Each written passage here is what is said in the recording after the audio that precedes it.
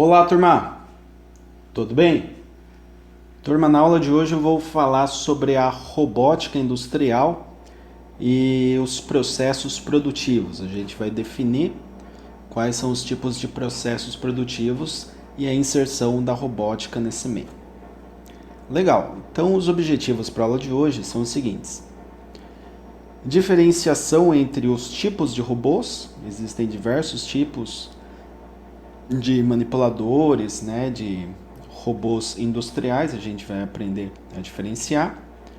Automação de processos produtivos, caracterização dos tipos de automação e, por fim, um comparativo entre diversificação e volume de produção.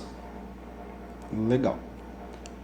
Então, diferenciação entre os tipos de robôs. Temos aí na robótica moderna que há pesquisas e desenvolvimentos de robôs intitulados humanoides ou antropomórficos. Tá? Estes são criados com a semelhança humana e com capacidade de interagir com o ambiente, como o Asimo, construído pela montadora japonesa Honda Motor. Citam-se ainda diversos brinquedos articulados com feições que lembram animais de estimação, como cães, por exemplo, e que se destinam ao entretenimento. Contudo, tais robôs são incapazes de realizar quaisquer tipos de tarefas e apenas respondem a estímulos externos. Então, esse tipo de robô, o antropomórfico, ele não serve muito para a indústria, tá? Ele é muito limitado.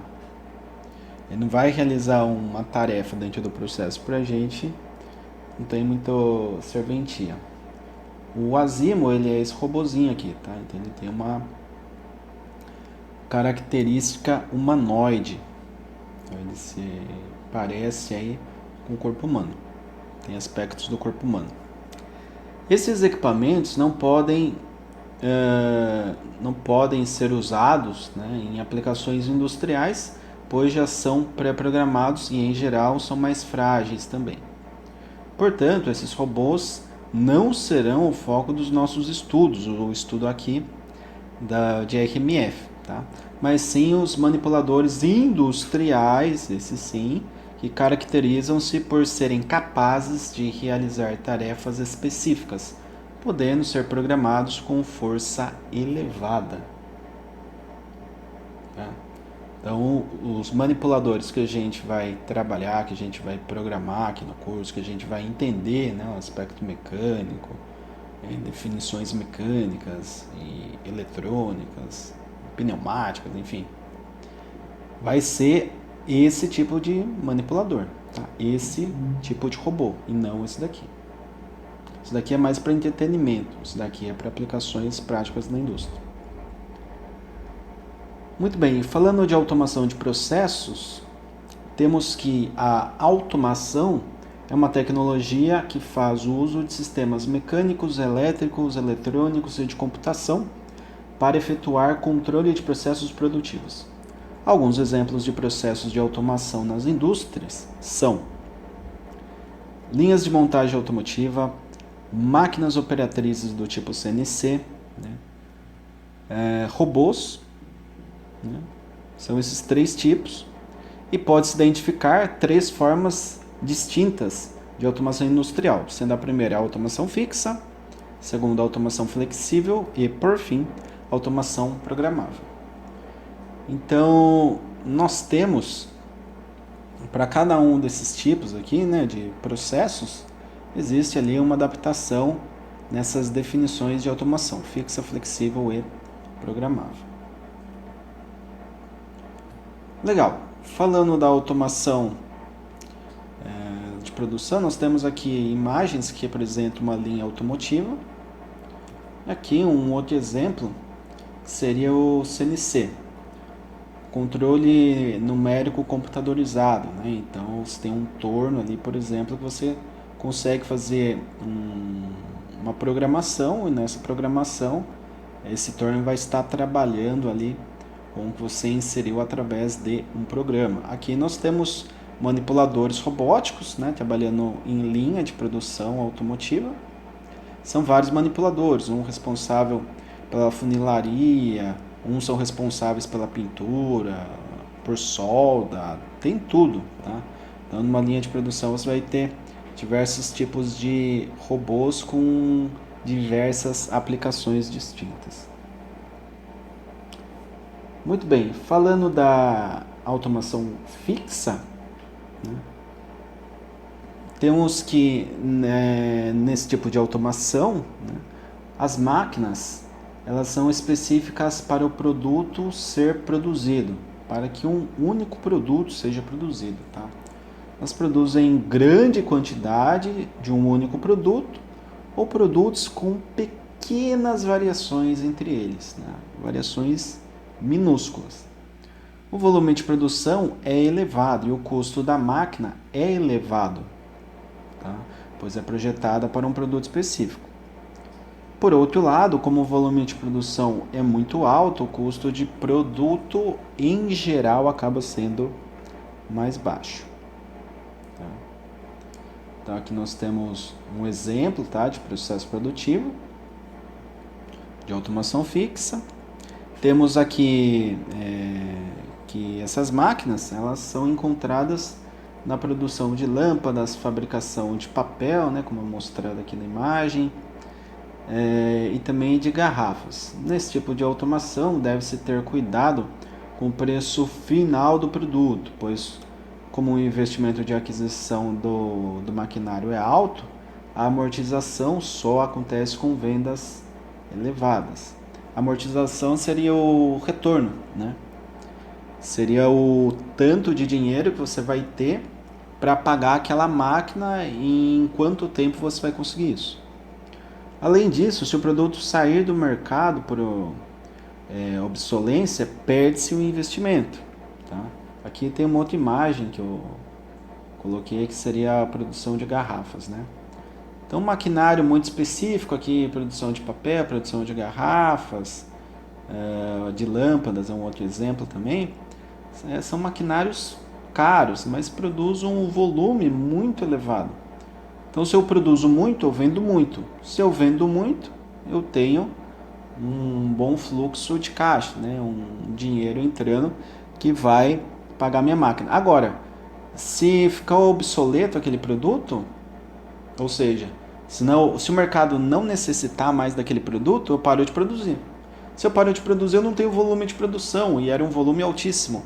Então, eu posso até tomar um prejuízo no meu maquinário para esses casos, tá? E depois ter que se livrar da máquina para, enfim, fazer uma outra aquisição de algo mais atualizado. Legal, falando de automação flexível, temos que o volume de produção ele é médio e geralmente a máquina pode ser programada para produzir outro produto, ainda que semelhante, tá? Semelhante, mas com algumas diferenças. Esta automação possui características de automação fixa e programável. A máquina deve ser adaptável a um número grande de produtos similares e, nesse sentido, ela é mais flexível que a automação fixa. A automação flexível é empregada, por exemplo, numa linha de montagem automotiva. Então, é um exemplo clássico, digamos assim, né, quando se fala de robótica. Você tem um sistema automotivo que tem um processo repetitivo, ou aquele processo repetitivo, conforme eu disse na última aula, ele se torna muito estressante, muito desgastante para o ser humano, né? Então a gente faz a programação de diversos robôs e esses robôs fazem então esses procedimentos repetitivos que seriam estressantes. Mas são robôs com uma certa flexibilidade, eu não consigo produzir um produto muito diferente do que o trabalho em um auto, em um carro, tá? Então, tem uma certa flexibilidade, mas eu posso mudar. Em vez de um Palio, eu produzo um Corsa, por exemplo, ou um Gol, um Golf, qualquer tipo de carro. Mas você está produzindo carros, não é modelos distintos, mas está produzindo carro. Tá? Você não vai produzir um outro maquinário, uma máquina específica, você está trabalhando com carro. Por isso que ela é flexível, você consegue automatizar o processo para diversos modelos de um mesmo produto. E automação programável, né, que é o tipo de automação que o volume de produção é baixo, mas a variedade de produtos diferentes ela é alta. Tá? Ela é adaptável por meio de programação. Né? Então, se quer um determinado produto, programa ali os parâmetros que você quer, o formato, o molde e está feito. Põe para rodar. Os principais exemplos de automação programável são as máquinas CNCs e os robôs industriais. Né? Os robôs industriais você consegue ter uma boa flexibilidade, uma boa... são robôs que são capazes de realizar diversas tarefas. Né? Eles são versáteis também. Então, dependendo do manipulador, você consegue adaptá-lo muito bem para diversos tipos de aplicação. Temos aqui o manipulador robótico, né, que eu citei. Temos um exemplo aqui de máquina CNC. De todos os processos de automação, a robótica mais se aproxima da automação programável. Tá? Por quê? Porque tem o robô e o programa que ele vai fazer. Né? Se tem um programa, a automação é programável. Portanto, os volumes de produção de um robô industrial não são grandes, mas ele é extremamente adaptável a produtos diferentes, como já foi dito. Né? Embora os robôs industriais sejam produzidos em diversas configurações, algumas delas se assemelham até certo ponto, né? Isso tem que ficar bem claro aqui, as características humanas, antropomórficas, né? Então, esse manipulador lembra um braço humano, né? O punho, o antebraço, o braço aqui, que seria o ombro, por exemplo, né? Aqui chamamos de base. Então, lembra um braço humano. E, portanto, são propícias para substituir operações realizadas por humanos. Então, essa versatilidade aí dos robôs, ela é muito interessante quando queremos substituir uma tarefa humana. Tanto que se fala, né? Puxa, eu tenho um operador de máquina, só que eu tenho um para cada turno. Né? Um operador trabalhando a cada 8 horas, o dia tem, enfim, 24 horas, eu tenho 3 operadores. Se eu demito os operadores, eu coloco um robô, o robô fica para mim 24 horas e de tanto em tanto tempo eu faço a manutenção dele. Tá? E é isso. Né? Em vez de pagar 3 funcionários, eu coloco apenas um robô que faz tudo isso para mim. Então se torna muito mais simples. Né? E tem aí uma viabilidade financeira bem interessante também. Por fim, eu trago um comparativo, né, da diversidade de produtos em relação ao volume. A figura ao lado, né, ela ilustra essa relação de volume de produção e a diversidade de produtos para processos de automação que foram descritos anteriormente. Tá? Então eu tenho aqui 2 eixos, o eixo vertical que seria o volume e o eixo horizontal que seria a diversidade. Na vertical, lá para cima, ou seja, com muito volume de produção, nós temos a automação fixa, tá? Que ela tem pouca diversidade, se eu rebater nesse eixo horizontal, mas muito volume de produção, tendo ali uma aquisição cara, né? Por ser bem específica. Temos a automação flexível, que tem uma diversidade intermediária e um volume intermediário, e a programável, que tem uma diversidade muito grande e também trabalha com volumes interessantes também. Se a gente for rebater aqui, né, a área dessa elipse, a gente chega aqui num volume de em torno de até 50% do que seria a automação fixa, né, que teria uma diversidade muito menor do que a programável. Então, hoje em dia, trabalha-se muito com automação programável. Tá? A área, perceba que a área da automação programável é maior que a automação flexível, que já é maior que a fixa. A fixa praticamente foi deixada, né? Porque é muito custosa. E hoje em dia há uma mudança muito rápida, né? Na tecnologia, sempre produtos novos surgindo, componentes, elementos, maquinários novos, novas Tecnologias entrando no mercado faz com que você necessite de uma diversidade, uma flexibilidade maior, tá? Tendo ali um certo volume de produção. Então a automação programável se torna muito mais atrativa para esse cenário. Beleza, turma? Eu agradeço a atenção de todos em mais uma aula, lembrando sempre que eu fico disponível no chat para maiores dúvidas. E mandem lá no Teams, pode tirar print da tela, pegar alguma imagem. Ah, professor, não entendi esse ponto, assim, assim, assado. Como funciona isso aqui? Pode me explicar melhor? Eu paro, explico. Vocês vão compreendendo aos poucos. Beleza? Grato a todos pela atenção em mais uma aula.